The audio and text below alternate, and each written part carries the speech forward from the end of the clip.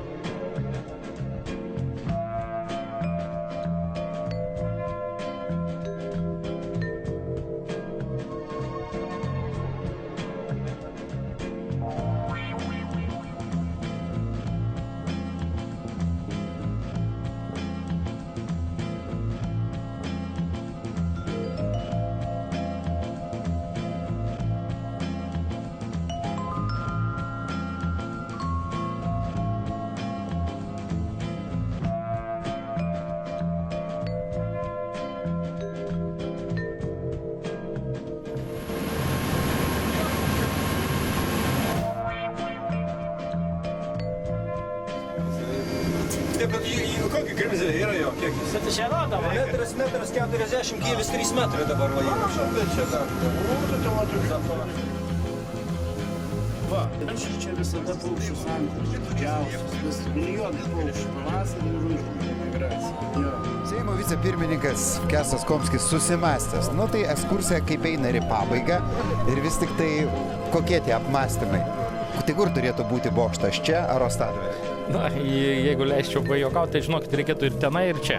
Tai būtų pats geriausias variantas ir, sakau, iš tiesų, turbūt parodytų tada, kur žmonės renkasi ir daugelį atvejų vokiečiai net takus daro ten, kur žmonės pradeda vaikščioti, tenai, kur daugiausiai ateina, ten paskui visai takus daro. Tai čia šitas variantas būtų ir protingiausias. Na, tai šiandien geriausias visas sąlygas turi ir, aišku, Šilutė ir aš prie to vėl grįžtu, kad ten net negali kitaip svarstyti. Aš nežinau, būčiau nustebęs, jeigu ministras atsakytų ir neįspręstų šito klausimą, nes jau ten yra investuota, viskas yra padaryta, tik reikia dadėti tai, kad, sakykime, galėtų ten praplaukti. Aš pats mėginau praplaukti, galiu pasakyti, sudėtingai. Praplaukė praeitais metais ir čia buvo viena iš tų iniciatyvų, kad atsivežti ministrą, parodyti.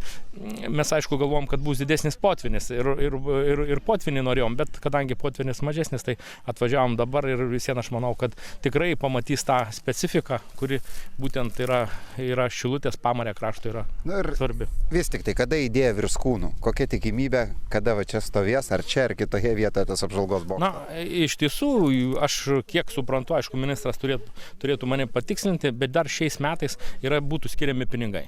Tiek valymui, tiek statymo bokštui. Praktiškai sprendimas dėl bokšto jau finansavimo yra priimtas, tik tais yra klausimas, ar papildomai bus pinigai skiriami visą susiekimą takui. Jeigu bus, žinot, pinigai yra didžiuliai. Ir šitoje vietoje aš bijau, kad jeigu mes užsispirsim dėl vieno ar dėl kito, sakykime, projekto, kur statyti bokštą, mes galim prarasti ir tuos pinigus, kur turim. Jau bokštui pinigus mes praktiškai turim, aš manyčiau, ministras po šiandien ir pasakys galutinį žodį. Ar darom užtikrintą ir vieną objektą, kuris iš tiesų tikrai duos rezultatą. Yra paprastas dalykas, jų yra tikrai gerai žinomos čia tos gamtos problemos, Rusnės sala. Rusnės salos gyventojai, žino, Pakalnės upė yra problematiška, praplaukimas jos. Ar yra tikimybė, kad va šios viešnagės metu bandysite irgi palenkti ir aplinkos apsaugos ministrą, kad į Pakalnę atsigręžtų ir būtų skirti pinigai jos valymui? Na, galiu pasakyti, šiandien vienas iš pagrindinių tikslų ne tik tais būtent išspręsti, kur bokštas stovės, nes čia yra irgi pinigai, bet būtent ir valymo žiočių klausimas. Ir aš ką prieš tai mėginau ir pasakyti, kad 9 savivaldybės, kurios dalyvavo būtent su prieplauku, tai laivai gali geriausiai atplaukti iki Jurbarko. O toliau jau praktiškai nebeina, nes yra tas pats ir Nemunas visa užneštas ir jį reikia irgi valyti. Tai, kad jeigu mes norim turėti vandens turizmą, mes turim žiūrėti ir plačiau.